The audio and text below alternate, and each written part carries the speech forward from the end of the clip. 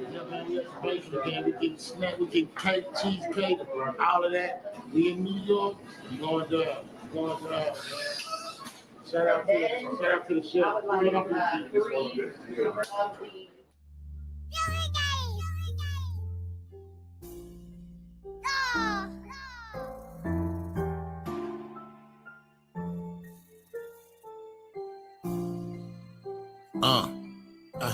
They try to set me up, they try to put me in my grave, my best it wasn't enough. Getting agendas, playing games, so what we had it rough. Cause everybody go through things, but still not giving up. Determined to win by any means, they try to set me up. I remember that, you was around only cause the pack. She was around only cause I rap. My homie said he probably won't be wet. The whack that gives he told the bitch that. Call her phone and said I need to watch him. The crazy thing is I knew he was my partner. The problem is it turned me to a monster. I'm going the same, my brain is going bonkers. I'm sorry, man, my heart gone with mama. The main thing is I'm trying to get these comments. I'm smoking presidential, that's Obama. We been in the war, yeah, like Osama. We had no choice, we had to move here. Not a mechanic, but keep the tool near. We sleep on my mama's couch a few years. When we got money in LA, I wasn't there. They ain't your friend, they never did care. Told me that like every other year. She left me too, but now she back here. I was alone, determined by myself. Life is foul and no, it's not a ref. I was alone, determined by myself. Life is foul and no, it's not a ref. They tried to set me up. They tried to put me in my grave. My best it wasn't enough. Hitting agendas, playing games, so what we had it rough. Cause everybody go through things, but still not giving up. Determined to win by any means. They tried to set me up.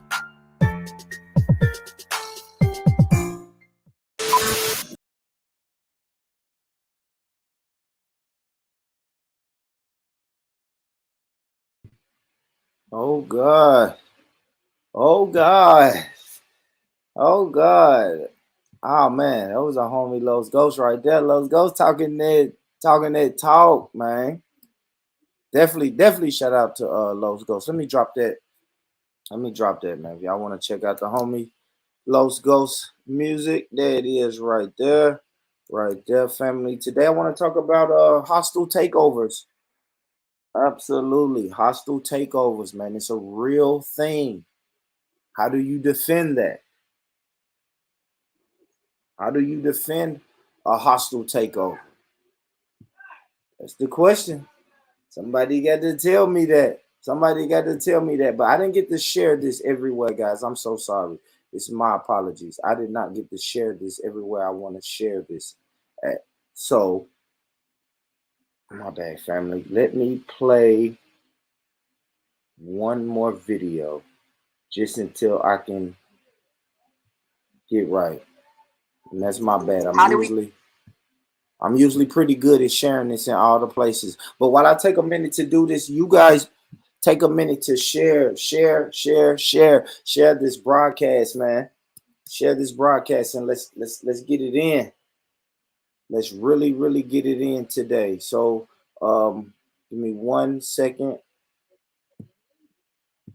Give me 1 second, guys. And hold on. I'm fumbling through this, but we're gonna get this right. We're gonna get this shit right, man. Hold on. All right, I'm trying to share. All right, yeah, let me play this real quick. I'll be right back with you guys.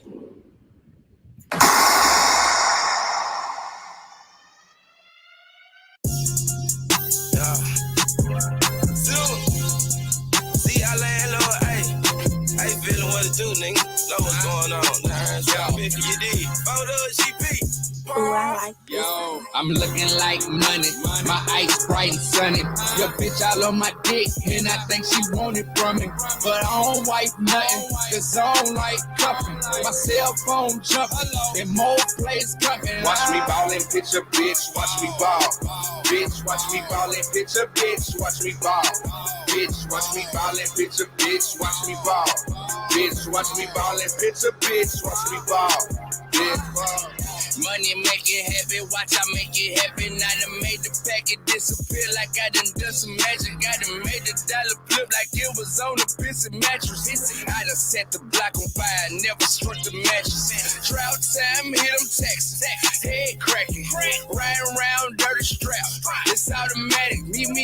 bitch as a quick sec. I'm on my way in traffic. I'm in love with the money. It's a fade or attraction. Calculator adding this is mathematics. If it ain't about the money, then I do not understand it. Plugs do it to me. Any bitch shit underhanded. I got one duck play paying 200 for a grand. Get out the bar, grand slam it. Bitch, I take chances. No risk, no reward. That's all I've been understanding. If you ain't going for it, I don't understand your planning. Yeah, you broke. If you ain't out here supplying and demanding, I'm looking like money. My ice bright and sunny. Your bitch all on my dick, and I think she want it from me. But I don't wipe nothing, cause I don't like cuffing. My cell phone jumping, and more plays coming. Watch me ballin', pitch a bitch, watch me ball. Bitch, watch me ballin', pitch a bitch, watch me ball. Bitch, watch me ballin', pitch a bitch, watch me ball. Bitch, watch me ballin', pitch a bitch, watch me ball. Ice sunny, that's who I fuck with money. The only bitch keep me coming. I'm coming, coming. All pink fitters in the all blue honey. Yeah, pockets stuff like pocket. Got it on my own, turn nothing in the sun. No money in my mind, don't function. Little bitch fast, she working with something. Watch me ball. Everything new to the drives, I'm a ball. I'm kinda getting calls like, who are you? What you trying to do? Fuck you if you the law. Get it out. PVS is all new, no flaw. I'ma break the law. You reach for my chain, I'ma take this bitch out. They say no rich nigga ain't no reward. Landlord in this bitch and I'm pulling kick up. She ain't my bitch, and she ain't yours. You love my drip, shit you can't afford. I took this bitch and I put them together, got nicked and I chill. I took this brick and then hit it with no little nigga, just straight off a real. Bands. I got the recipe, niggas with jealousy really be fans. I'm treating these niggas like they got the Rona, I ain't shaking no hand. Fuck your hand. I'm coughing, but I'm marijuana. I'm smoking on two different strands. I'm throwing Mona, I don't know why she dance. I'm looking like money, my ice bright and sunny. Your bitch all on my dick, and I think she want it from me. But I don't wipe nothing, cause I don't like cuffing. My cell phone jumping, and more plays coming. Watch me ball.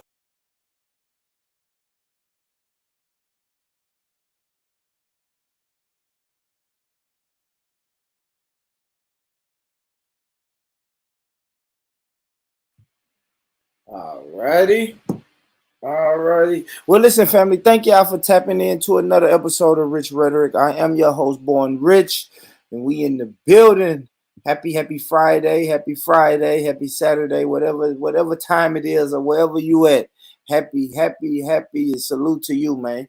Salute to you. Like I said, I want to get into it today, man. Hostile takeovers. How do you defend against a hostile takeover? And this is piggybacking off my last show. So if you guys didn't tune into the last show, I know it was a lot of people didn't, but the last show we was talking about a majority black city in Mason, Tennessee, and how pretty much the government and big business, right?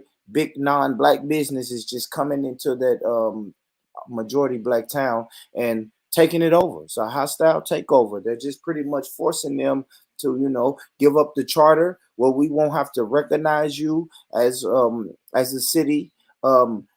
Give up some of the land.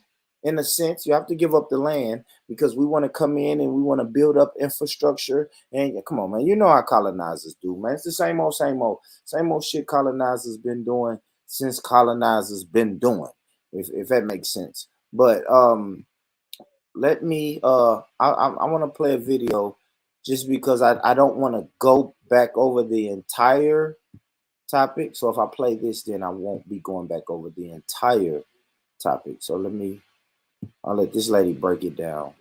Somebody sent this to me on another social media spot, and I'm happy they sent it to me like that. Oh shit, we got an Amber alert. I'm gonna turn this shit off, man. Hold on, guys. All right, so let me find it. Be patient with me. Let me find this video, and I'll let this lady. She breaks it down. And like I said, I broke this down on my last show, but I'll let this lady break it down. It's pretty dope. She breaks it down to where everybody can understand it. Let me share my screen really quick. And as you come in the building, hit the like button, man. Hit the like button. Share this. Subscribe. All of that good shit. But yeah, let me play this video real quick, family. I want y'all to listen to this because this sister breaks it down. The situation that's going on in Mason, Tennessee. She breaks it down really, really well. So let's go.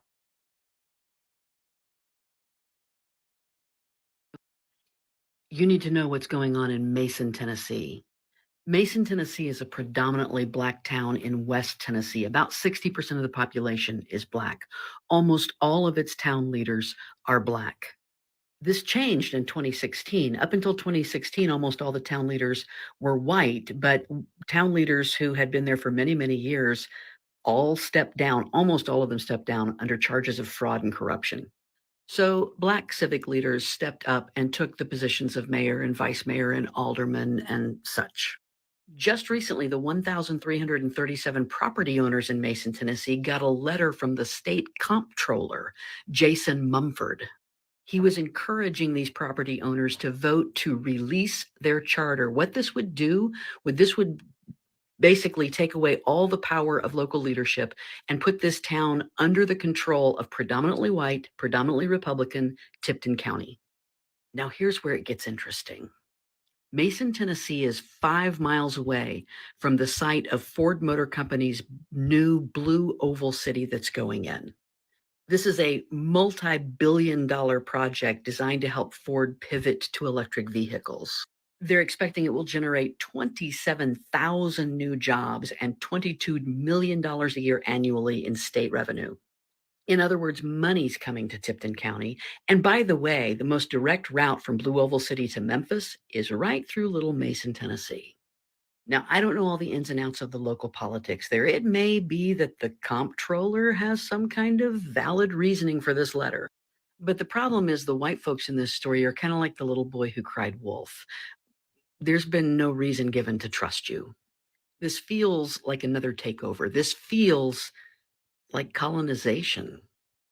If there wasn't a whole lot of money to be made, would the white leaders of Tipton County and the state of Tennessee care at all about what's happening in Mason? Virginia Rivers, the vice mayor of Mason, Tennessee, said this is akin to a hostile takeover. That's also the title of the story on this that was reported in the Tennessee Lookout. I really encourage you to Google this and read up on this. This is still developing, and you might want to pay attention. This is yet another of a long line of attempts in red states to turn local and state leadership into a more authoritarian form of government. All politics is local, and the politics in Mason, Tennessee needs to stay local. You need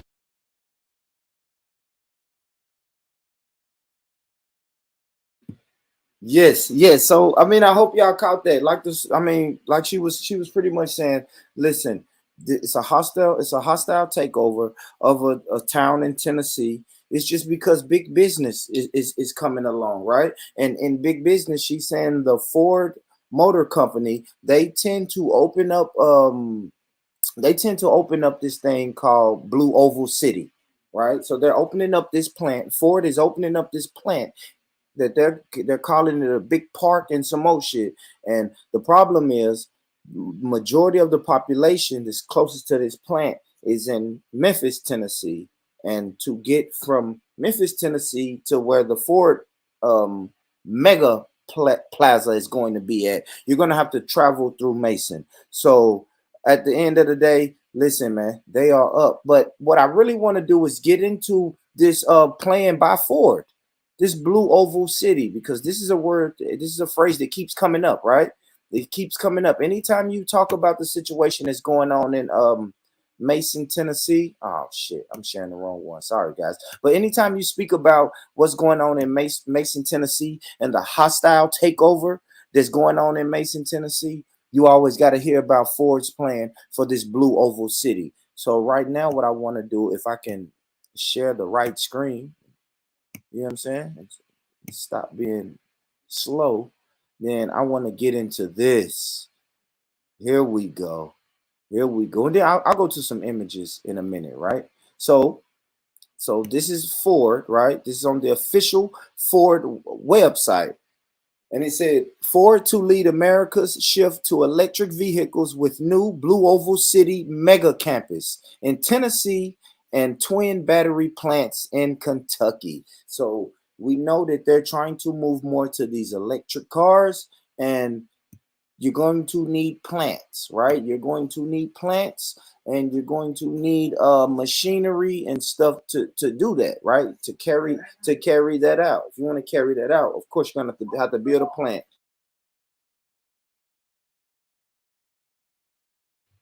So let me scroll down a little bit more. A little bit more. All right. Ford to bring electric zero emissions vehicles to scale to American customers with the largest, most advanced, most efficient auto production complex in its 118-year history. So it says, boom, boom, boom. It's called Blue Oval City. The complex will be constructed on a nearly 6 square mile site in West Tennessee and build next generation electric F series pickups and advanced batteries. So that's what they're trying to do. Um, F the F series Ford truck is really popular in America. It's probably popular worldwide, but I already know in America, if you got your F-150, F-250, F-350, 450, 550, it just goes up. So we know that this F series pickup truck is really big, and yes, you're going to need a plant. And a lot of people are hiding this behind the guise of we're creating jobs, right? We're creating jobs. Nobody don't care. That's not the problem, right? Big business is going to happen regardless, whether we like it or not. The problem is, like the lady was saying, when it comes to this small town of Mason, Tennessee, the problem is when it's time for big business to come to your area, you want to cut out the black people. That's what I mean when I'm speaking about this hostile takeover. But what I want to do also is, let me get back to, let me see some pictures. I want to see some pictures of this because that's what I was looking at. The Blue Oval City, pictures of the Blue Oval City. Let's go to images. Let's see what images they got. It's pretty much the same there, right? Let me share my screen really quick. So I'm guessing what they did is, I think they had some type of convention or something. So let me show this. Salute, family. People, as you come in, hit that like button. Hit the like button. Yeah. This is where I want to go. I want to see this Blue Oval City concept. All right. So I guess this is the concept, right? So this is what Ford is trying to build in West Tennessee.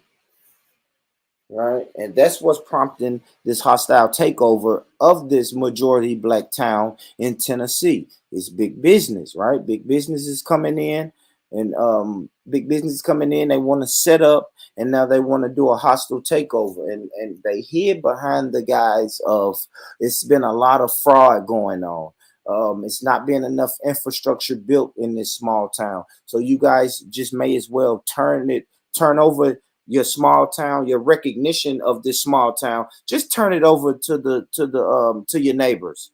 You know, just turn it over to your white neighbors, man. We gave you guys 20 years to figure it out. You didn't figure it out, and now we think you should give over the rights to your town to your neighboring town, which sounds crazy, right? And you thinking, if this small town hasn't been bothering anybody, yes, it's maybe a little small country town, the infrastructure is fucked up, but you've never even paid attention to this small town until Ford said, we're bringing over the Blue Oval City concept in your neck of the woods. And you know, that small town just happens to be in the middle of the majority of the population in West Tennessee, right, which is going to be Memphis, right? So if most of the people live in Memphis, Ford is building this complex a few miles away from Memphis. Then that little town in the middle, that majority black town in the middle, it's not going to get any resources, right? But I do have, and shout out to my brother, God of Jacob. He sent me this article. So let me pull up this article real quick, guys.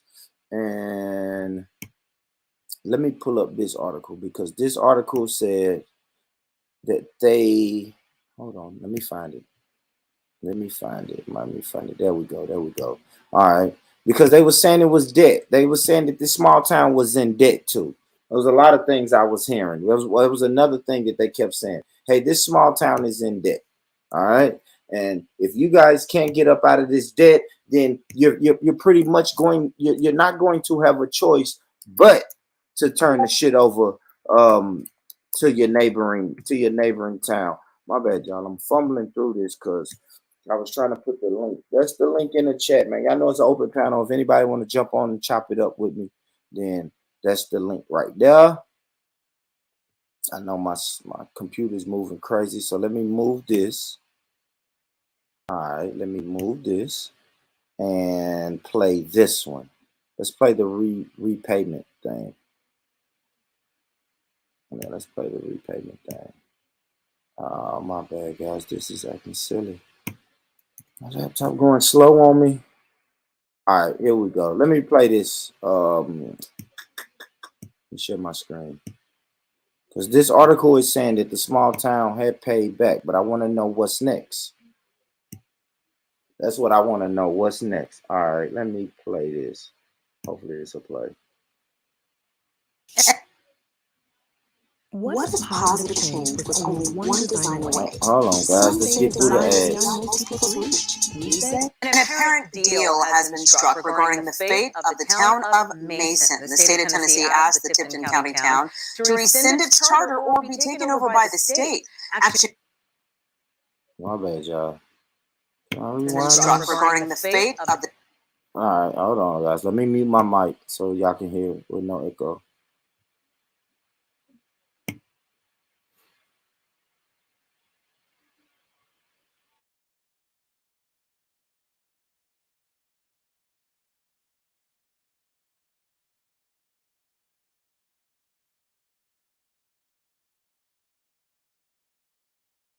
The town of Mason. The state of Tennessee asked the Tipton County town to rescind its charter or be taken over by the state.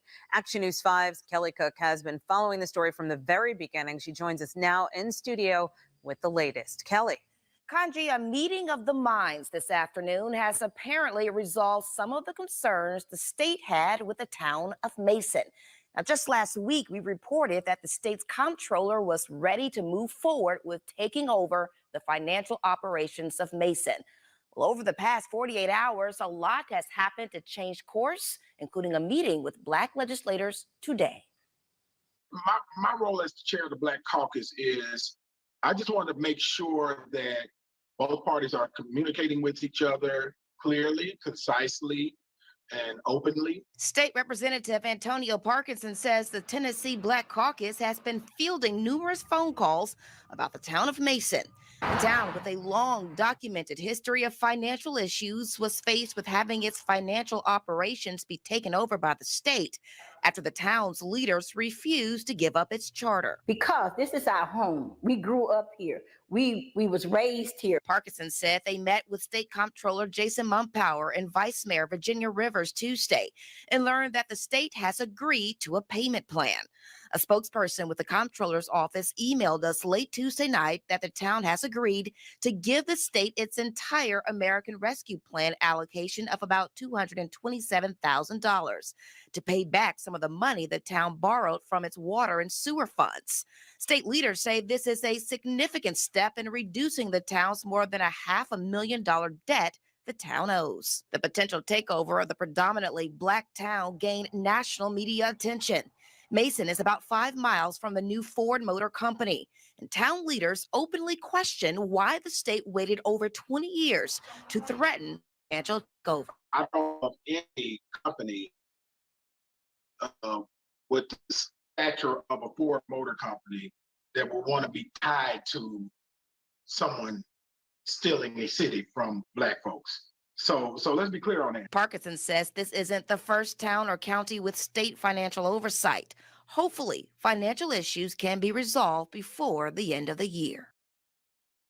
Now, the state telling me tonight, quote, if the town of Mason can produce a balanced budget for this year and have its audits completed by this summer, then the comptroller's office can scale back or even end its enhanced supervision over the town's financial operations. In the studio tonight, Kelly Cook, Action News 5.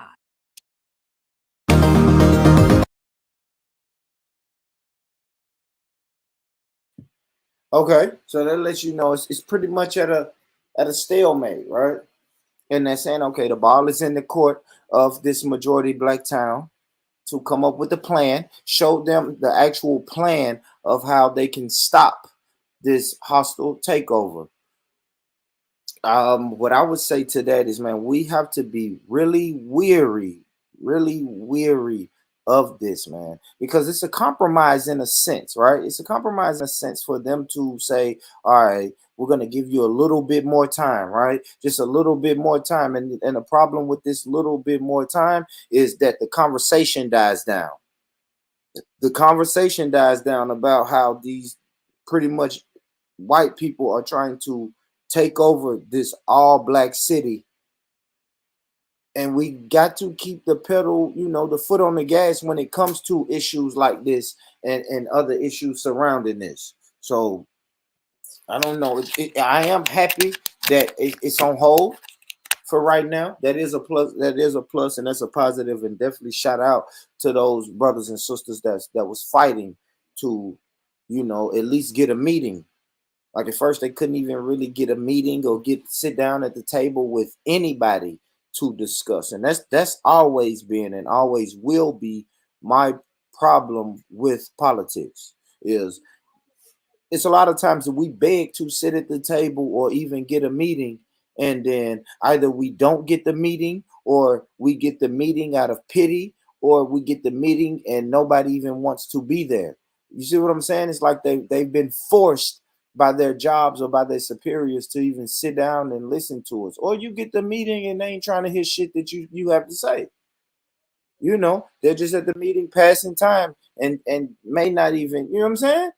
They may not even be trying to hear what you got to say. So I definitely want to shout out to them brothers and sisters that work hard to at least get a delay, at least get a delay. What's going on, God Jacob? How you doing, brother? What's good? What's good? I'm here. You kind of early, but I'm here. Yeah, because I'm gonna see how it go. Because I might shut it down a little early and get out and enjoy the rest of my Friday night. It just depends. Absolutely. Yeah, I said because I wanted to do a show, but I wanted to do a show because I want to speak about this, before it left my mentality. You know what I mean? I ain't gonna say left my mentality before I really didn't even want to speak about it, but I want to do a follow-up show. So, since the last time we talked about it, God of Jacob, man, what's new? What's your feelings about the I guess they got a delay in a sense. What's your thoughts about that, bro? Well, the delay is good, but we still got to keep our eye on it. That just goes to show you the strength of grassroots organization. And I'm not talking about just a Memphis campaign. You get what I'm saying? People looked at it as if, hey, they messing with our stuff. You get what I'm saying? Absolutely. And that's the strength of us when we come together for the right reasons. We can actually get shit done. But this just they pretty much checking the temperature. Let me see if they're gonna still be on it once we say we gonna fall back, or is they really gonna, see this thing through. So yeah, we got a stay of execution, but are we still gonna keep our, absolutely foot on it? Absolutely, because they're pretty much saying, okay, black people, you caused an uproar, so now the ball's in your court. You need to come up with your budget for the next year. And that's another thing, man. I don't know. Maybe I don't do enough research. Do they do all towns and cities like that? All towns. All towns got a city comptroller. You get what I'm saying? Everybody. Yeah. Okay. Yeah. Now they saying, okay, we need to see how your finance is going to look. What is your plans? What's your plans to pay back this money? Which should be attainable. All of that shit should be somebody already working on that shit in the city of Mason. So we'll see. We can't drop the ball on this one. Right. But here's my problem I have with us on some issues. You get what I'm saying? Because here you had, our brother Tyreek, he raised $1 million for a museum. Well, hell, you got a real life museum down in Mason, but there's no push to go fund us for that museum. That is us. That is our people now. You get what I'm saying? So that's my drawback against some of these YouTube activists, who got good lip service. And I like Tyreek, but the museum he should have been, he should take that money he got for the museum and give it to Mason. He raised $1 million, give Mason 5 of it. I hear you. I hear you. We do lack on the when it comes to collectivism. Collectivism for real. Shout out to Rap Raven, man. I was just over there chopping it up with Rap Raven, and he was speaking about it's a lot of individualism in our community. We know that there's a lot. We don't want to move really as a collective. Like you said, it's cool to say that we're going to move as a collective, but most people just follow individualism. Now, the one thing is that we know we can come together and collectivize on is white supremacy and injustice. Right? And I think that's what was good about Mason, right? Mason, we saw white supremacy at its finest, injustice at its finest. And another thing is we revere and we really respect and cherish our black communities. You see what I'm saying? And I respect them more when I hear, especially my UK people say, yeah, over here, we don't really have what you would call a black community. But the one thing over here is we cherish those. So when we hear is white supremacy and injustice, and then they're trying to plan a hostile takeover over a black community. No. We're gonna ride, we're gonna rise up and we're gonna ride and we're gonna fight. We're gonna fight that exactly. shit. Exactly. I know on my end, I'm not gonna let the conversation die down about it, man, because the shit going on in Mason, Tennessee it's an eye opener. It'll let you know that it can happen anywhere. Yeah, it'll happen anywhere. That's a fact. I think the city doesn't feel confident and the current administration balancing the book. So when they do take it over, they're gonna say, hey, we gave them time, they just couldn't meet it. I believe they're staking their takeover in the fact that the current government or the governing body down there cannot do it. Yeah, they can't, but they had to clean up. You know what I'm saying? That's the thing that they not really gonna tell you. And the lady was breaking it down on that other video that I showed that, we spoke about this guy, Jacob. Them black people pretty much just got into power in like 2015, 2016. And now the city is stepping in and say, oh man, you guys are incompetent. And they like, well, yeah, everybody stepped down because of fraud. So yeah. You know what I'm saying? Like, we took over a mess. They left this house dirty as shit. And then you come back in 48 hours and say, oh, you didn't clean up the house. Oh, you guys didn't clean up the house. Look at you. We're going to take the house. It's like, no, give us some time to do what we got to do because we're playing behind the 8 ball, man. Here's the thing, man. The state really can eat that debt, but they don't want to. They can really eat that up. They can request, federal funding. They don't want to. And the leadership, big plans for that area, man. They got it, Jacob. It's big plans for that area. Did you see the picture I showed of the Ford plan, the blue oval city? Yeah, I saw it a couple of days ago. I said, yeah, man, like that shit is big, man. Like that's big business. In your little bitty ass all black town, and you guys, this shit still. I'm just saying what they saying. They probably talking out loud, like, man, this shit still look like the 80s, man. This shit look like 1980s in this. Because I'm from Tennessee, bro. Them old people still got flow models. Yeah, I'm telling you guys, Jacob. I'm from Tennessee, boy. You hit some of these Tennessee towns and be like, oh shit, did I just go back 15 years? You know what I'm saying? Yeah, the theater say Back to the Future, Planned Friday and shit. They got some old shit up there. I'm telling you, boy, it'll be a fucking time lapse, man, a time warp on you, man. So I already know you get a big corporation like Ford, they're like, okay, we're gonna put our shit here. All right, where are the workers gonna come from? Okay, the workers gonna come from here. They're gonna come from here. They're gonna mainly come from Memphis. Okay, what's between Memphis and this site that I plan to put the complex on? And they're like, well, you got Mason, Tennessee in the middle. The fuck is a Mason, Tennessee? That shit look like Mayberry with Andy Griffin, man. They ready to take over that shit, boy. One sheriff with one gun, one bullet in his gun. Real, they trying to take over that shit, man. So, but Rich, you gotta understand, this been in the works for years, right? Exactly. So Ford knew what was going on, but this white power structure down there ain't delivered on their end. Ford, like, what's up? Y'all told us behind closed doors this was gonna be easy. Y'all was gonna have these people up out of here. What's the deal? We held up our end. Yeah, and I like what the guy said from Memphis too. The guy from Memphis that was like, yeah, we he kind of threw a little veiled threat out there too, saying I'm sure Ford doesn't want to be involved with the city that, I mean, you know, with the people that took over, that took control of this all black city. So I heard the brother throw a little threat Oh out yeah, there. yeah. This politics. Yeah, Politics is messaging also. yeah. Subliminal ones too. Yeah. So he was pretty much letting them know, like, okay, yeah, we're gonna definitely make this a racial thing. If it goes sideways, we're gonna protest. Not only protest these corrupt comptroller, but we're gonna air out Ford and everything. So you know, we'll see what they do, man. I had a brother in Chicago talking about that they gonna fuck with the railroad system, because you know a lot of Ford stuff come through their little railroad they got. The niggas up in Chicago said, man, we unhook these motherfuckers. Like, it's crazy. Because you got to think a lot of black people that's up north is from the south, where we got family that's down there, shit like that. So they said we'll fuck y'all railroad up, and and them niggas up there crazy. Man, all right, so I'm happy you got into that, right? Because that's pretty much the topic. What is the best defense against a hostile takeover?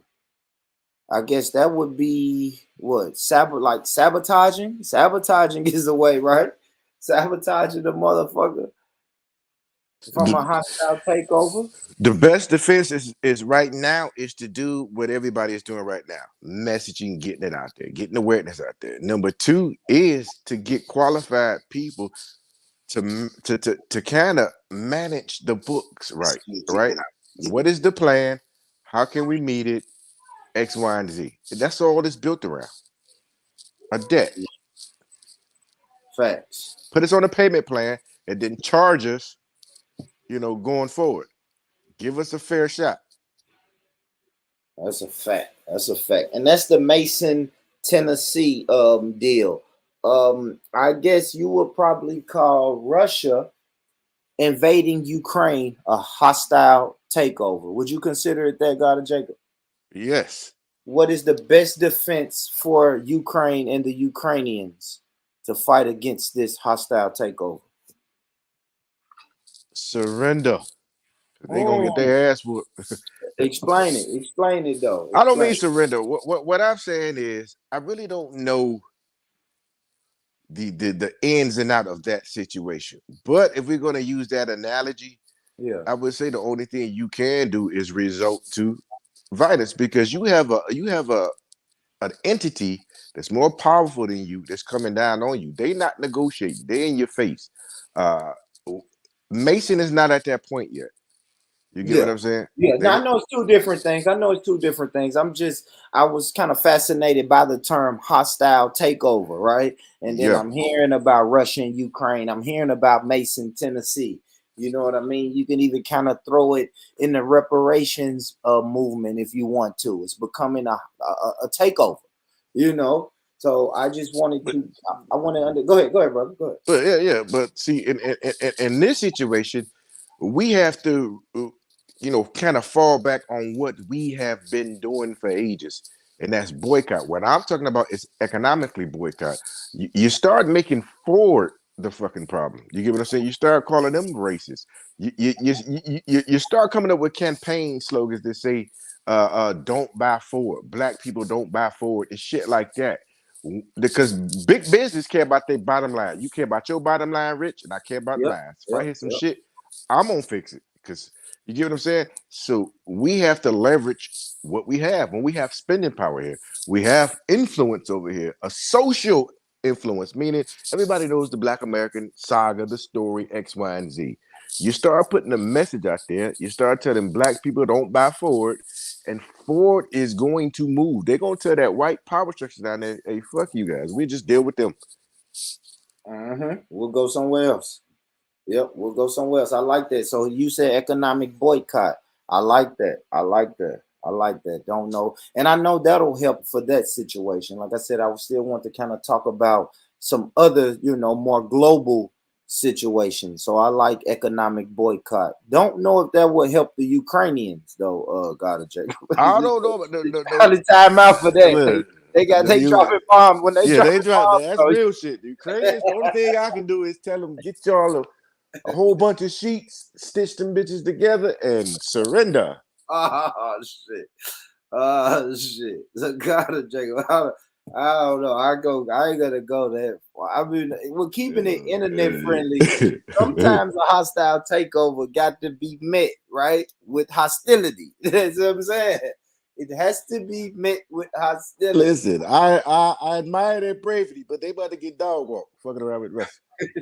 Yeah. I hate to say it, but I agree. I agree. So economic boycott is one way to defend against a hostile takeover. What about praying to the Most High? Well, we can pray to the Most High, but the Most High is a God of war. He is a God of war. He ain't this passive God like everybody been framing him. You know, Israel back in the day, we were men of war. That's in the word. So you got to go to war. No coward soldiers. I agree. I guess if it's a hostile takeover like that was happening in Mason, Tennessee, you definitely want to go to the media. Propaganda would be it's a feasible defense. You know, it's not going to be the the be all end all, but it's a feasible defense, right? Yeah. Media, propaganda, shining a spotlight on what's happening. You know, that's why we're having this Mason, Tennessee discussion. That's why we're seeing all of the anti-Russia, pro-Ukraine videos, especially here in America. You know what I mean? I already know what the news is. Go ahead, brother. No, just like Rich. Look how quickly they had to back off, and this was kind of a spur of the moment campaign with regard to Black people. How we started getting it out there. People with big platforms and small platforms, whatever platform you had, they got it out there. You get what I'm saying? Black America, and that's including wherever you came from, especially the Caribbeans who are in here. We all put that shit down for that moment and say, okay, let's galvanize, right? Let's galvanize and let's get get the business. And this was a short time span that we were able to scave back. If not, but for a second, we did that. Now this gave us an opportunity to, plan this shit the rest of the way out. So that shows you the power of us. A lot of people say, oh, you Black Americans don't have no political power. You're wrong, brother. You just saw it. And that's at the lowest level of what we are capable of. You get what I'm saying? Yeah. So we just need the right people, our intellectual minds, our intellectual think tanks, to get busy, because we have the skills to get the deal done. I love it. So got some new people in the room. I know y'all keep hearing me and God of Jacob speak about Mason, Tennessee. So I'll let this lady break it down. Like I said, if you want to hear some more about it, my previous show was on everything that's going on in Mason, Tennessee. And as y'all know, I am from Tennessee, so I'm tapped in and trying to see what's going on. But let me play this video real quick.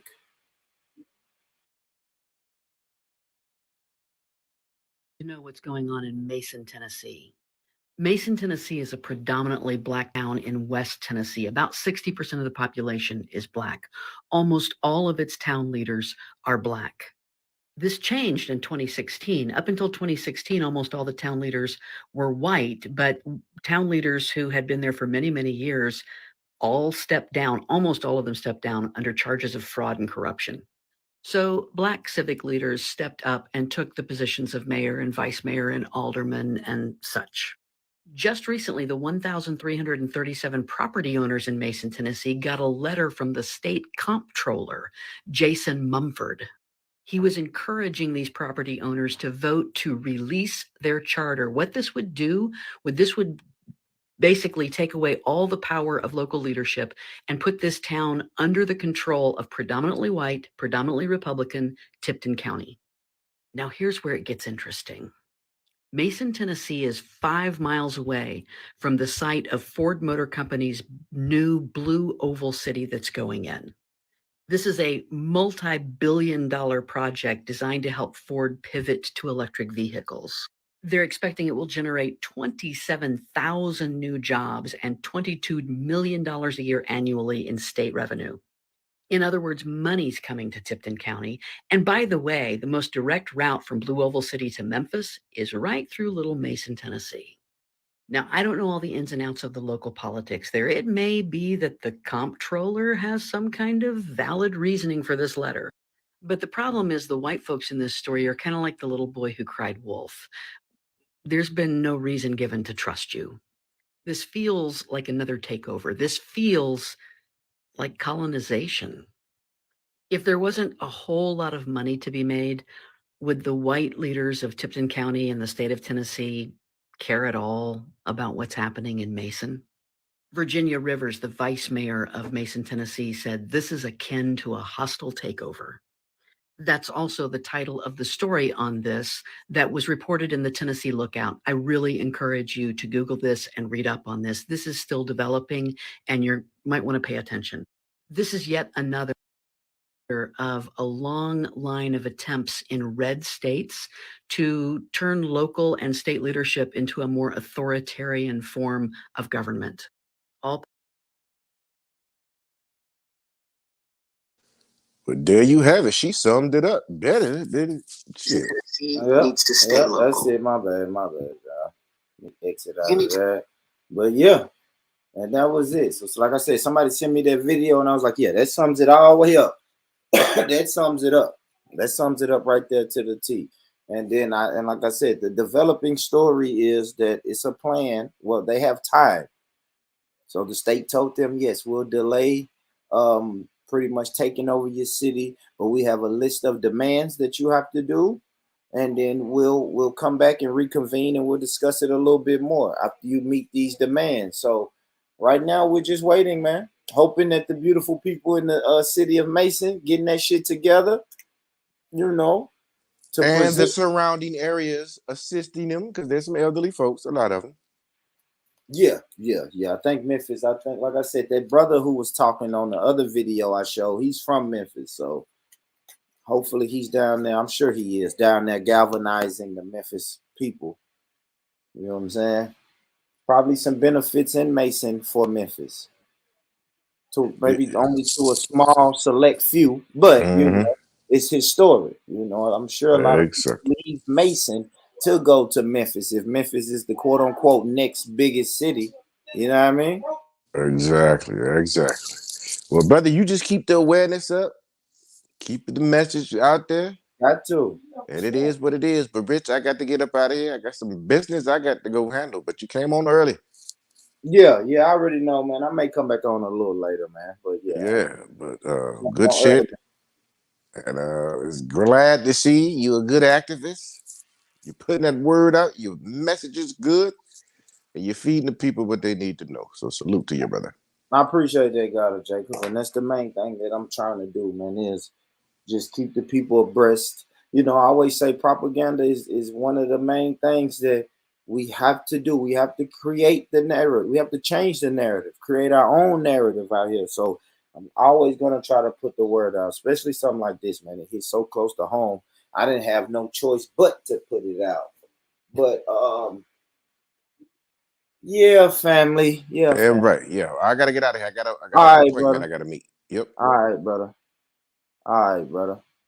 So yeah, man. Shout out to God of Jacob. I got another video. Let me play this video of the brother. 1 second, family. There you go. And I'll play I guess I'll play this video because I played the other one. So I played the other one. I always like, what's up, Becca? What's up, Becca? Hold on. My bad. I should already had this prep. but I'll play this video because I played the last. Shout out to my brother George Macon. I played George Macon's last video where he said, I guess he was just speaking on the differences between Black Americans and Africans that come to America as immigrants, right? In a sense. So I want y'all to listen to this story. It's pretty dope. It's pretty dope. So let's play this. Boom. And it's called The Misunderstanding of the African versus the African American. Right? Let me play Brother George. Y'all check this out. This is dope. This is dope. He's going to tell a story or of a conversation that he had with the African brother. And I think Brother George is from Philly. Yeah, I think the brother's from Philly, if I'm not mistaken. But let me play some of this video. Y'all hit that like button, man. Hit that like button, man. And I already tagged the link. It's an open panel. So if you guys want to jump on the panel and talk some shit with me, then the link is right there, man. It's pinned.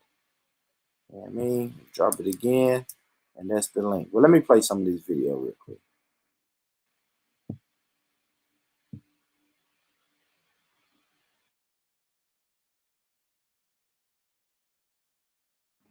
Yeah, that was crazy. I don't know why that y'all just backed out on me. Yeah, I'm live now. I'm gonna see how the people can hear me when they come in. Yeah, you're a little louder now on my end. It's just a little louder though. Okay. Yeah, I'm gonna give people enough time to come up in this joint real quick. We can get in on this conversation.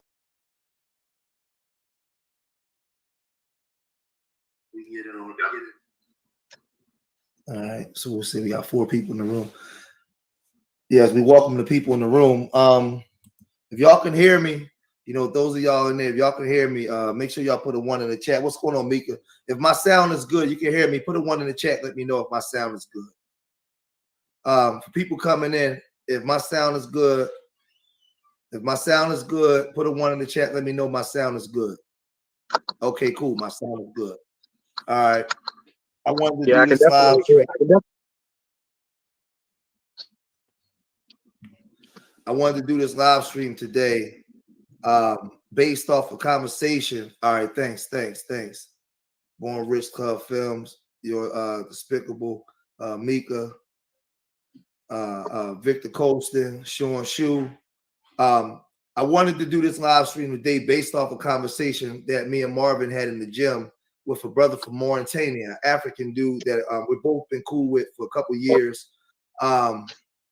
It got kind of heated. For people on the outside looking in, might have been watching the video. It may have even looked like we was about to fight a couple times, but it wasn't. It was a very passionate conversation amongst the brethren. Yeah, amongst the African brother, that within the context of the conversation, his view of African Americans is, if you know what's funny, Marvin, as an African American, if you just drop your anger or your frustration and listen to where he's coming from, you'll get an understanding for where his misconceptions are. And then if he stopped and just listened to us, he'll get a full understanding for where our misconceptions are, right? Because within the context of the conversation, if you notice, he sounded like at first like a typical immigrant, right? Basically, all right, you know, because we just go in because we're not going to be here that long. I just want to go in on what the context of the conversation was about with this African brother. His mindset. Okay, what you say, bro? I'm still here. Yeah, there's a lot of shuffling in the back. Oh, let me. I'm gonna set my mic out until I hear you. All right. Yeah, his mindset. Hold on, let me do it like this. His mindset as an African was from a mentality of us African Americans. We don't understand how powerful we are. We got everything. We got all the necessary tools at our disposal, and we're not using it. he was saying that we don't plan for the future. We're out here making babies, we killing each other. Now, mind you, this is somebody that we work out with every day. We cool, but so this conversation was in the context of a conversation, but it got heated, right? And he was, so I turned around and I said to him, well, you come from Mauritania. What about your country? What about where you come from? How come you had to leave your country to come here? So he went into the Constitution and was saying about how we can't look into history. We need to go forward, right? Where you at, Marvin? Get in on this conversation. His mentality was No, I got you. Give me a second. All right. His mentality was, what I got from the conversation is that a lot of Africans view us and hold us to a higher standard than we actually hold ourselves to. Because in the conversation, he went on to say, we got 8 people in.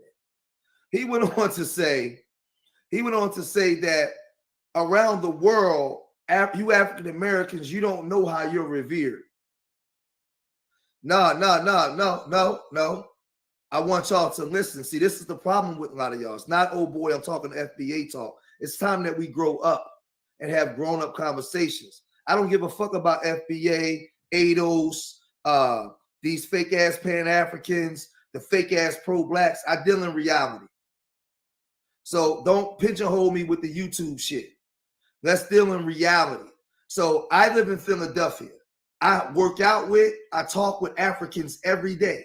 Caribbean people, African American people, people that's not on YouTube, that don't give a fuck about some YouTube shit. I deal in reality. And in this conversation with this African brother that I'm cool with, matter of fact, a brother that's actually, I actually consider him a friend of mine, but there's misunderstandings between African and African American culture. There's a lot of things that we don't understand.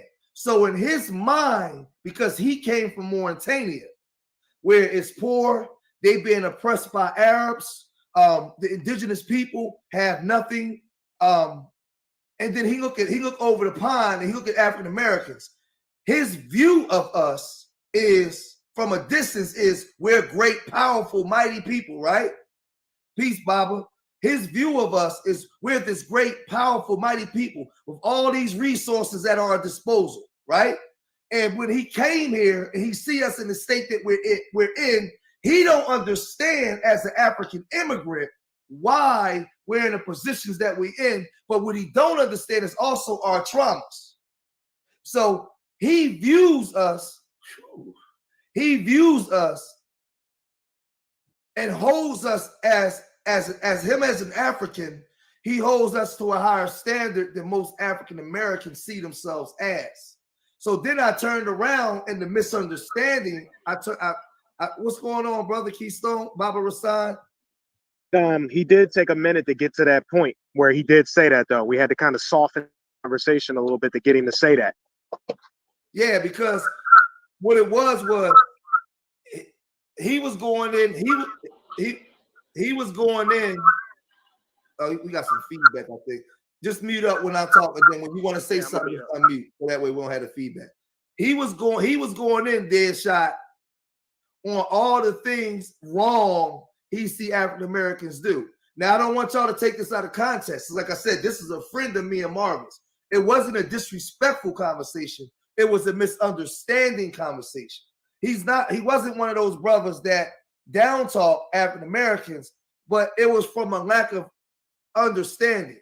Because I always say the worst place to be enslaved, not from a physical aspect, but from a mental aspect, was America. Because I'm going to teach y'all something. Let me teach something, right?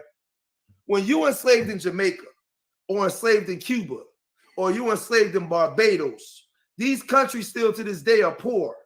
And everybody wants to come to America and live the American dream. Everybody wants to live the American dream. So when you're black and you are descendants of slaves, or you come from Africa, from certain countries, and you revere African Americans, as African Americans, we're automatically held to a way higher standard than everybody else. And then because we live in America, they overlook our traumas. They see us with a house, a car, a job, the so-called illusion of wealth. And they say, hey, what they do is, because in their countries it's a lot of corruption, it's a lot of poverty, they will take America over anything. So what they do is they overlook and they marginalize the things that we've been through here. They don't understand our history. They don't understand our fight or our plight. So yeah, let me pause it right there and shout out, Sosa.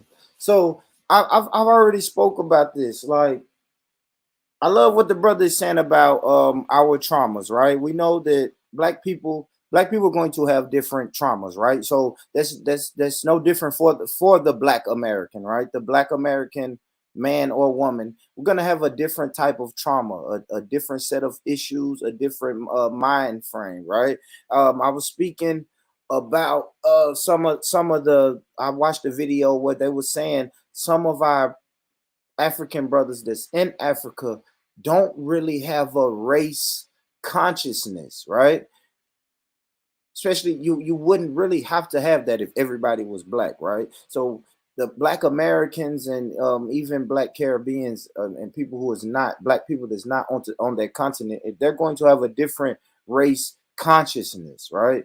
And yeah, so the people who just came in, this is my brother George Macon. He's just telling us, the name of his YouTube video is The Misunderstanding of the African versus the African American. So he's telling us about his experience where he was speaking with the African brother from Mauritania, and he's pretty much, so far he said, like, the African brother. So if you're in Mauritania, right, he's saying that they've been oppressed by the Arabs, right? And the Arabs have them really just in poverty and degradation and all of that type of shit. So now that brother has come to America, and now that he's in America, he's pretty much saying, black Americans, you don't even know your power. Like, we look at you guys in high regard when we're in Africa, right? We look at you as strong black people. And the African brother said, when I got here, in a sense, when he got here, I'll say this, when he got here, he fed into the propaganda and the lap of white supremacy. That's just the best way for me to say it. There's no way around it. And if I spoke with a brother, because I've spoken with black people that's not in America, and then they tell me their perception of America. And it's like, well, I understand that, but you do understand that white supremacy set it up like that, right? You're getting your sources and stories from a white supremacist narrative. Yes, it may be a black face on it, yes, but it's still bullshit, right? I always tell people, you can't judge black Americans off of YouTube and World Star. Stop it. But then I would also tell people, you can't judge or admire black Americans because some shit Martin Luther King and Malcolm X did. So you know what I mean? It's balance. We're all of that. I'll just say that. Black Americans, we're all of that. We're a little bit World Star, a little bit Malcolm X. So, but yeah, let them play the video. Great video. I was tapped into this live stream last night. Real good shit though. Good shit. Good shit. You can hear the perspective. And I also say this, I've really never heard that perspective that I'll say, like, black people that's not in America will look at black Americans and say, oh shit, you guys have so much power and so much strength and all of that. I've never really heard that narrative. A lot of times I hear the narrative of, you guys just have a bunch of baby mamas, you kill each other and you twerk all the time, and everybody has guns. So, but let me play some more of this though. It's interesting to me. Shit, I hope y'all like it. Let me play some more though. So I'm arguing this with my friend, my African friend, because he don't understand. He's not saying this from a disrespectful point of view. I had to shut up and listen to his perspective. And I had to learn why he think this way. Now, mind you, let's break down West Africa, because all West African countries are not the same. This is the stuff the Tariqs and the Africans, all in these fights ain't going to tell you, right? They're not going to tell you this, right? When you deal with West Africa, all West African countries ain't the same. What happened in Senegal did not happen in Mauritania, two different places. My brother from Mauritania, he has a similar, when dealing with his country, he has a similar ideology to us, right? Until he comes here. Because the Arabs enslaved their people, raped their women, took their culture. And for him, he hates white people. If he was on here now, he'll tell you, watch this, right? But I'm going to show you the contradiction. And I'm going to explain to you, if you allow me,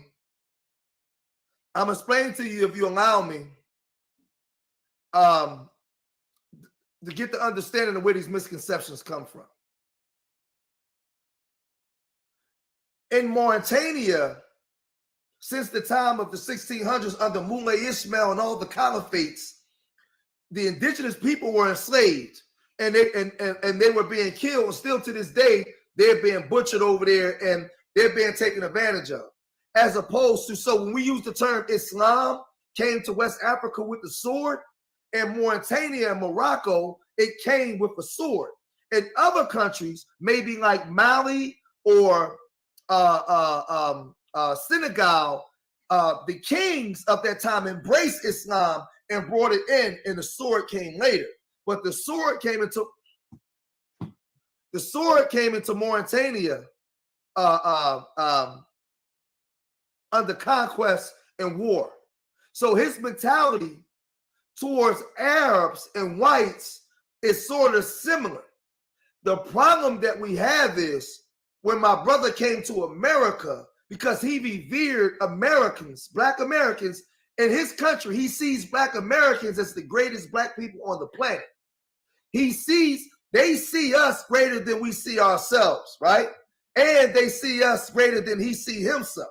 So when he come here and he see us in the state we're in, he's baffled and shocked.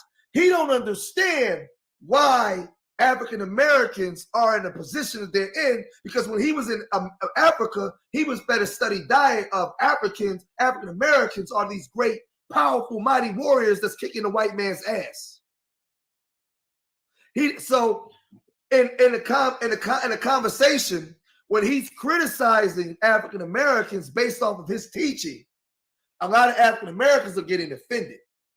I'm not getting offended because I'm listening to him be one for life, Deadshot, Voodoo. I'm listening to why he's talking this way. I want to know the mentality that comes with why he's saying it. And when I shut up for a little bit, I heard it. So then I turned around and I asked him, watch this, because Marvin was there. I turned around and I asked him, right? See, this is real simple shit that the FBA, the Africans on these YouTube spaces ain't doing. We're not coming down and just shutting up and listening to each other. We're just committing, what is it, Marvin called? We're just committing verbal harmful acts on each other. That's all we're doing. We're not having verbal atrocities against one another. Yeah, we committing verbal atrocities against one another. We're not listening. Neither one of us are listening, right? So I struck back at him. Watch this. I said, Zidane, how come in your country, right? Now listen, I don't want nobody African get triggered. I want you to listen. Come into the place, sit down and listen. We listen over here to learn. I said, Zidane, how come in your country where you are the majority of people, how come you won't overrun the Arabs, kick their ass and run them out of the country?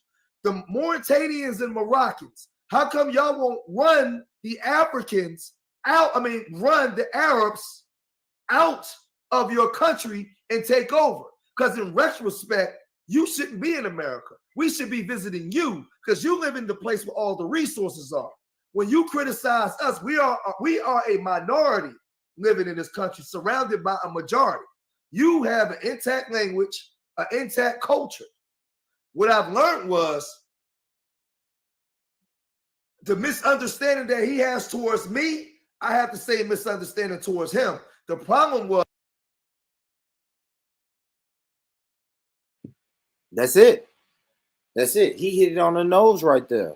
That's what the misunderstanding is. See, people on two different opposite sides of the world looking over there saying, damn, they should be and could be doing better. That is the problem. It's a lot of finger pointing. It's a lot of finger pointing. And that's where the misunderstanding and misconceptions comes in between different groups of black people globally. Yes, yes. Some people will sit in America and look at Africa and say, that's where the fuck black people should be, right? That's where the most of the black people are. That's where black people globally or Africans globally should be in Africa. That's where the resources are. We like our sun. We like fucking fruit that grows off of trees and crops and livestock and all of that shit. That is where we should be. Overthrow them corrupt governments and start a new one. That's a lot easier said than done. If I go the other way, right? A lot of people say, well, you know, black people, you know, the famous saying is black people in America, man, just pull yourself up by your bootstraps. Just work a little harder. Cool, but in a sense, it's still a ceiling there. That's cool to say, and in theory, that sounds beautiful. But no, let me let brother George talk a little bit. But y'all make sure y'all hit the like button, man. Like up the damn video, man. What is y'all doing this Friday night? You know what I mean? What is y'all doing? Like up the damn video, family. You know what I'm saying? And I put the link. If you want to join the panel, I pinned the link in the comments. Click the link, right? I mean, well, let me let George say this though. This is a good story. He was willing to give his own culture an excuse as to why they won't do it, but he wouldn't give the African Americans that same excuse. What he kept saying was, y'all don't look at your history. Look at where you got to go forward. And I was explaining to him was, well, you can't move forward as an African American people as if now this is where the teaching comes in. This is where you have to listen. I told him, I said, bro, let me tell you something. When you have a group of people, right, that as African Americans, because I believe that we are great and mighty people, African American people. We're probably one of the greatest tribes of indigenous people on the planet, right? The problem is, out to the masses of our people, they don't know that. We don't behave as if we know that. That's why we acquiesce to everything white supremacy wants us to do. Now watch how I bring this point around for a circle, right? I teach about all of our inventions, how all of our insurrections that we did to force this country to at least give us some sort of rights, right? Because we come from some form of greatness. The problem that we have is the way Caribbean blacks and African blacks view us, we've been conditioned not to view ourselves that way. So when they come here and they criticize us, they view us from the position of great. Listen, everybody emulates what the African American does. The problem that we have, Brother Vincent, is because we don't travel the world, we don't understand how revered we are around the world. So when we get pushback from these other groups, it's because they've been conditioned to look at us as something great from a distance. They don't know the American way. So when they come here as immigrants,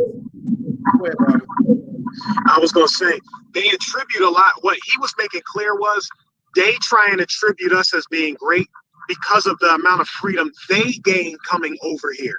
They don't take the time to look at what we went through being here. They just see, oh, America, because I'm more free than the African Americans must be being lazy, because if I come over here and I do all this, mind you, they didn't have barely any of it. It's like he was ignoring the fact that we have a whole history of trying to become great and all our stuff getting shut down for one reason or another.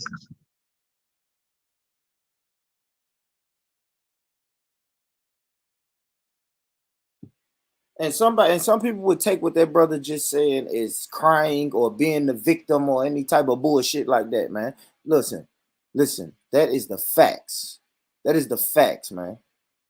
Of course the shit looks good. If you come from a fucking poverty-stricken area and you come to America, you are going to look at the black Americans and say, what the fuck are you guys doing? It is lovely out here. It's America. You can have the biggest piece of the pie that you want to. And we're just looking at people that look just like me and say, shh, just wait. Just wait. I call it your wake up nigga moment. It happens. I documented on this channel when people do it. Yes, I am the type of person that, yes, you come to America and you saying, man, I don't know, Born Rich, that white supremacy shit don't really exist. You niggas is just lazy. I just nod my head and say, okay, cool. Maybe you're right. Maybe us niggas is just lazy and we sit back and cry all the time. And then boom, you get your wake up nigga moment, or that traffic stop lasts a little bit longer, gets a little bit more physical than you would like. You know what I'm saying? That that lady at your new job that you got over here fresh in America, she's walking around making fun of your accent, and now the whole office is making fun of your accent, and then you come and say, hey man, they doing some bullshit over here at that job. I say, oh, yep, it's expected, because it's a different history. We have a history here. I ain't even gonna lie. I'll be honest, man. White supremacy damn near know how to deal with us over here. Really, if I'm honest. They studied us more than we studied our fucking self. So yeah, they know how to deal. They know how to deal with that shit, man. So it's a history. It's a history. It's a history of slavery, then Jim Crow and redlining and mass incarcerations and any other atrocities you want to name. Yes, it's a history of that. So it's, in a way, it's disrespectful for someone to say, hey, black Americans, man, you guys need to just forget about that history shit, man. That shit was in the past and you just move on. No, it's different. You won't understand. You won't understand. But let the brother George speak on his experience. Barely any of it. It's like he was ignoring the fact that we have a whole history of trying to become great and all our stuff getting shut down for one reason or another. Right. And he didn't understand. He looked at when he left his country and the tyranny that's going on in Mauritania to this day. When he came here, the freedoms that he had, he turned around and looked at us and said, wait a minute, I'm free here. You African Americans have been here forever. How come you don't have this or doing this? So this is a mentality. He don't know that the same government or systems that was beating his people in Mauritania, he got to leave that country and come here and start over. We have never been able to leave this government that's been causing us tyranny and trauma. We stuck in it. So when he leaves the country that's causing this trauma, he comes here and he gets to flourish, because that same government that allows him to come here is going to use him against us. So remember, he's not connected to our plight or our pain. He doesn't understand our trauma as an African American.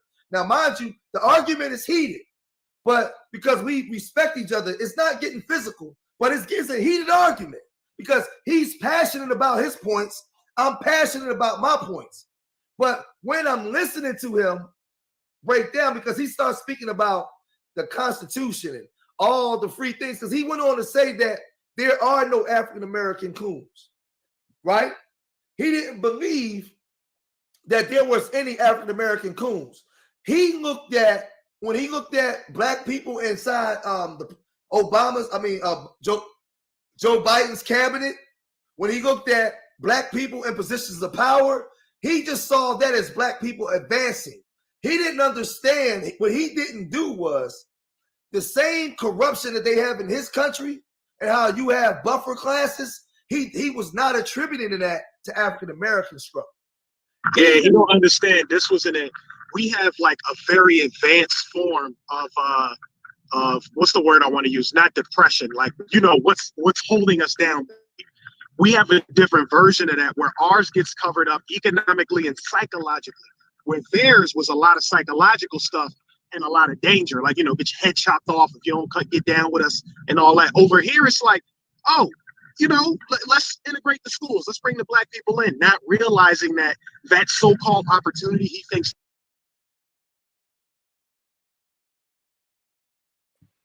I'm gonna play some more of that, but absolutely, it advanced. It advanced. I say that all the time. It went from yes, pillaging, robbing, raping, slaughtering, and then you realize that was unacceptable. So then it had to happen psychologically, right? Like you can't just go around just committing genocide forever. Eventually, it had racism, white supremacy has to mutate and advance and come in another form, you know. So let me play some more of that. He's saying we saw that as a trap. Like that became a trap. Like if we bring them in closer to us, they can become more of the consumer class for us. Right. And because I heard he spoke about this about the police in this country, but I also heard what's the brother from Jamaica, my brother, the brother with the YouTube channel where he always messing with the rappers, criticizing the rappers. Damn, what's the guy name? He's the Jamaican. That's always criticizing the rappers. He got the big YouTube channel. It'll come to me in a minute. But he talked about how corrupt the police officers are in Jamaica and how they'll just kill you on the side of the road. And in America, we should be happy as Black Americans with what we got. And I had to explain to him was we never lived in your country. We live in this country. And you can't compare what went on in your country to this country. The problem is the reason why you had to leave your country was because of economic U.S. policy, destroying those countries and putting in puppet leaders. In order for you to come here so they can continue to extract resources from those countries, they allow you to come here as individuals and achieve a so-called American dream. When you come here from your poor country, you look down on the groups that's already here because you don't understand the plight of the people that's here. And you don't even understand that, like he said, well, y'all got all these broken families and people making babies everywhere. And I explained to him, I said, brother, let me tell you something. Do you know that it was together families in the 60s that got the civil rights bills passed for y'all to even come here? Was families. He tried to say that we never prepared for the future. I said, how could we prepare for the future is if when you looked across the pond on TV, you seen us doing good.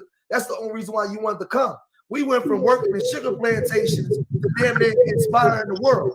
So how can you say we never planned for the future when my grandparents planned for the future? Because like I said, we went from working sugar plantations to understanding how to create sugar, right? That's used all around the world today.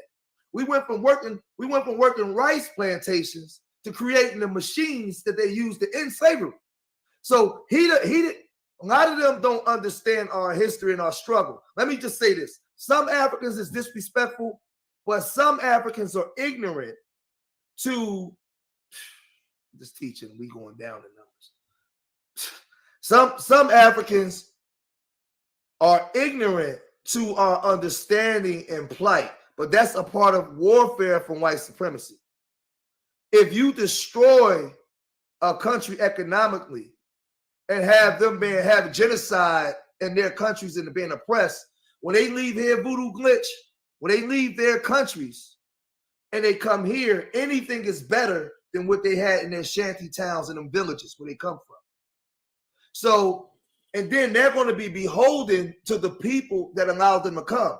Now, because he comes from Mauritania, watch this. Watch the psychological shit with this.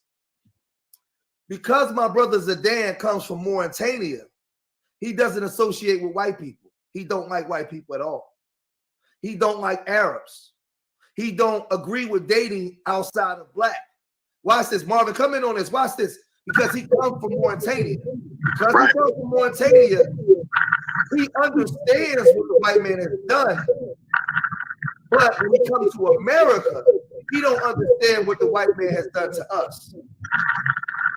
Right. He didn't have you could tell in the beginning of the conversation, he was spending so much time like, hear me, understand me, hear me, because he wanted us to represent as this image of like godliness that he thought we actually were, but he only attributed that to us because of the American dream, like George said earlier.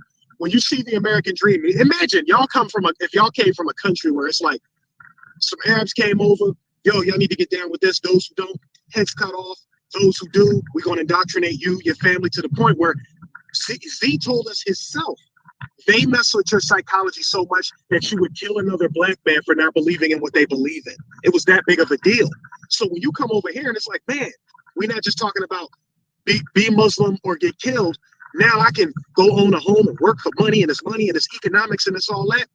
He's seeing the glitz and the gold, and because we're here, he like, oh, and the African Americans is there. They got the power. I came over and I'm watching the TV and in the streets, I'm seeing them cuss white people out and whoop the white man's ass. He's seeing us as a miracle. But then when we get down to say that again. Yeah, he's seeing us as a miracle. Like he sees us as a miracle. We put foot to ass. And remember, George, we gave him an example when we brought up Michael Jai White. And we were telling him about how when Michael Jai White came over to Africa, he was in the store and the people came in and bum rushed him and his wife thought he was getting attacked, but they held him up and started cheering and running around with him and it made him cry because they was like, oh, you be kicking them white people's ass. All of, they saw him the way Brother Zidane saw us. Like, oh man, here's the black African American in the flesh who be whipping their ass and taking America, and getting all the power back. Then they come over here and see us and they see what's on TV. And they start to catch that the way that we're portrayed in the media. They start to see a glimpse of what we go through. Like, oh man, all I see is the African Americans. They just making babies and killing each other and all that. We're steady trying to explain to him in the beginning why these things exist, how deep the plan goes. He was too busy looking at, look at the economic freedom and the laws and the Constitution. And it's like, no, you're not hearing. We need you to listen. You have a version of psychological damage, and so do we. You can't let them laws and things fool you. We got history for everything. And the fact he wanted to knock the history out of the discussion was disrespectful to an example, but that's due to his ignorance. And watch this, because Brother Vincent said, how could they come to the country and not understand their history? The reason why they don't. I'll play that question when we get back. What's going on, BPS? Hey, what's happening with you, all right? Yes, sir. Yes, sir. What you got going on tonight, man? Shit, you already know I'm just chilling, just recuperating, man. Man, I got you. Well, you been paying attention to this video? What you think about it? Yeah, a little bit of it. There's some shit. I don't give a fuck about this type of shit. I ain't gonna lie to you. About all this old African, all this old weird shit. I don't give a fuck about them folks. I'm just trying to worry about what's happening right here, right now. So they can have that shit. You heard about what's going on in Mason, Tennessee? Yeah, of course. Yeah, I've been reading about it, but they're having that's everyday life in the South, man. We know about that. We see that with our eyes on the daily. You know what I'm saying? Anywhere where we at, they gonna come. We just know that just based off of history, right? Absolutely. I said that the other night. We already. I mean, they should have been. They know once it was majority, they was coming. Cause they ain't gonna just leave you right there. They might leave you there for a few years, but they're not gonna leave you there for the rest of your goddamn life. Nah, they're not gonna do you like that. So they went on and they did what they always do. They're gonna use a legalese. That's why they talk. That's why I keep telling people to pay attention to language. Cause they using legalese to take that shit. Cause they don't really have no right to do it, right? But they using legalese by bringing in a goddamn company and promising so-called jobs and economic growth for this region and all this old bullshit terms that they use that don't mean nothing. So they riding in on them words. You know what I'm saying? And they'll be able to do it because the words that they're using them for a reason to be able to obtain what they're trying to get. They know the words. That's why they use them like that, man. Niggas don't know the words. That's why niggas sitting right here talking about what we gonna do now. What we gonna do now? Yeah, well, I mean, goddamn it, they laid in the dollar short, man. Yeah. So the last thing I heard about the Mason, Tennessee situation is they gave them pretty much a delay on it. Yeah. They gave them a delay, told them to get their shit together. They have a list of demands they gotta produce, some receipts and shit they gotta produce. But, yeah, they said, something similar happened when they did the Volkswagen shit down in the Chattanooga area, and then when they did the GM and the Nissan thing right around here where we at. Yep. Same situation. Little different, just a little bit different, but very, very similar. Especially the GM thing, because that's the GM thing is like out there in the middle of nowhere in Colombia. Come on, man. A lot of people don't know the Colombia history. You know, they put that motherfucker in a certain spot for a certain reason. Out there in Colombia, that GM thing, man. They ain't dumb, man. They know what's happening. Man, this Why shit niggas be, gonna be at Mule Day, they gonna go ahead and slip that yeah, shit. nah, this shit be years and years in the planning, man. Yeah, why niggas at Mule Day this year that they bringing back, they gonna slip that shit right on through the cracks. Watch what I'm telling you. Just watch. That's because it's big business. But we're gonna talk about that. Let me finish up this video, Black Peace, and then we'll talk about that too.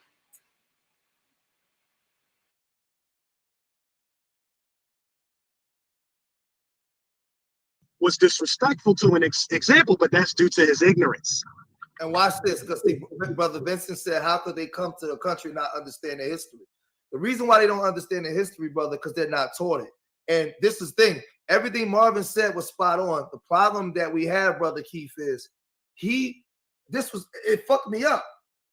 He said it as a Mauritanian, as a kid, growing up in Africa, they view a lot of us African Americans as fucking superheroes.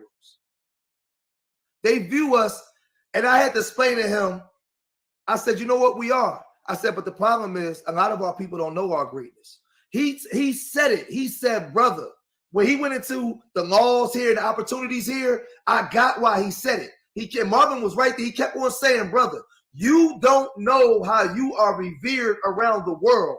You are Superman to us. When we see you kick the white man in the ass, when we see you fight, we see you. He said in his country, if he mouth off back to the Arab the way we do, they kill him. They get killed for that.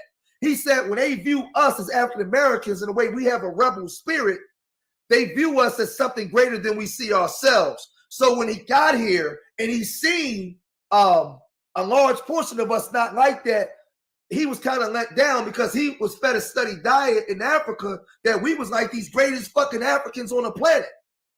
And I was like, wow. So he never compared, he never put us on. Watch this, y'all. Listen to me. Listen to what I'm saying to y'all. Because now I'm gonna tell you what Tariq and these other Africans ain't telling y'all.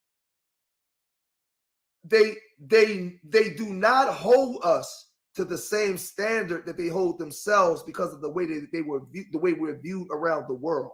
They view us Voodoo Glitch as something greater than they see themselves. He said to himself, fuck my grandfather. My grandfather was a bitch.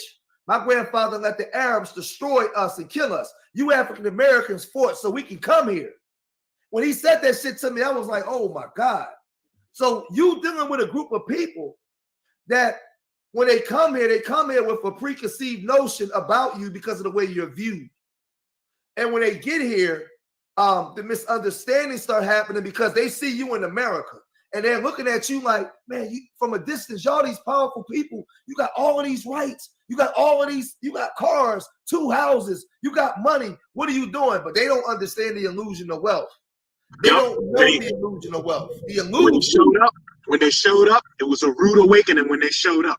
And the funny thing is that forces them have to engage with us. And that's where these conversations come from, because it's like, oh, they probably thinking now that I'm close with African American, yo, what's up with your peoples? You know, they ready to have that conversation now. And we got to tell them, yo, you're thinking of us higher than you need to. We're trying to show you, we try and bring you back down to earth to understand all this miracle. You think you're going to come over here, earn a bunch of money, and slowly take over the system because of the laws? Dude, the reason we pay attention to the history is because we know when we were reaching the point where we could literally take over economically and have something going for ourselves. Oh, that's when the Constitution and laws don't count anymore. Everything's against us. We 3/5 human and all this stuff. Yeah, because I told him, I said, the same way you're viewing us as these powerful people, we're looking at y'all as to say, you guys are the majority in the country where the minority is running the country. We waiting for y'all to kick ass. I told him, I said, you know why Black Panther movie was so big? Because it was a movie where it seemed like Africans was finally winning. And African Americans gravitated towards that because we've been fed a study diet of loss. So the same way. Yeah, remember he thought that we was hype about the movie because black people played in it and because the movie was making money. And I'm like, because black people played in it, yeah, we was watching for that. But the main reason we love the movie is because we had power, we was smart, and we had family. We had something. We ruled something. We looked good. We look good. And I'm gonna tell you what I learned from this, right? Because this is my brother. I really got love for Zidane. He's not in this conversation. He was not being disrespectful. He was speaking the way he understood it. What I've learned is Africans have a large form of low self-esteem, but so do African Americans. Yeah, what he was doing was he was trying to defend his perception of us instead of listen to who we actually are. Yes, and that's where people get in trouble. Yeah, he was getting mad because he was trying to defend his perception of us instead of listening to who we actually are. He didn't want to accept who we actually are. No different than, I mean, over here we get to see it, but we don't want to accept who Africans actually are. We accept them for what we know they're capable of doing, which is all of the history we've been taught. And that's where the history comes in at. To not ignore the fact that we are great people. You take that out of the equation, well, then now you got to sit where we are right now. You got to say, oh, well, in today's world, we ain't shit, so let's start from here. No, it don't work like that. The history matters. The ancestors matter. It was funny, Marvin. His perception of us, he did not want to let that go. Watch this. Exactly. He was criticizing African Americans so powerful because his perception of us was greater than what he was seeing us do. And he was angry. He was like, no, you guys, you don't know how powerful you are. You guys are greater. And what I noticed was he was basically saying that the African, and this is no disrespect to Africans, but the African has been conditioned to have low self-esteem within themselves in their country because they've been defeated or beaten. So they look at us, as the great escape. In their country, right? When it's poor and it's beaten down, I got to come to America where the African Americans are because this is the great escape.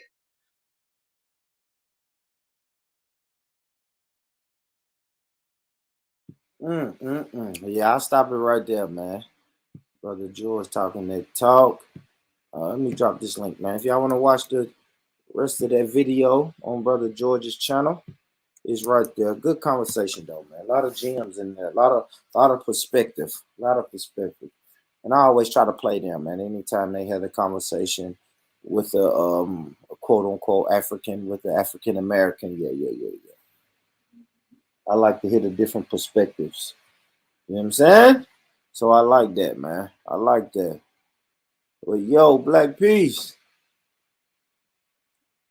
Yeah, Black What Peace. up, man? Can you hear me? Yeah.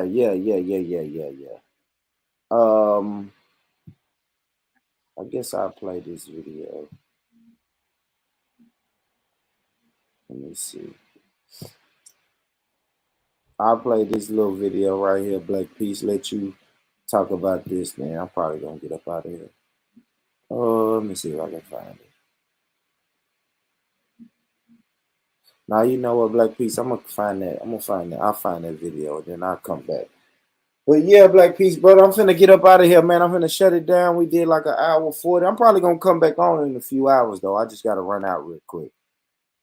So for sure, man. So, yeah, I check back on it. Yeah. I'm about to come back on in a few hours. But family, thank y'all, man. Thank y'all for really tapping in to the Rich Rhetoric show, man. Hate to end it abruptly like that, but I knew I wasn't gonna be on that long, man. I'm finna go out for a few hours, but I will come back, man. A new topic, you know what I'm saying? Ready to ride that thing out if we got to.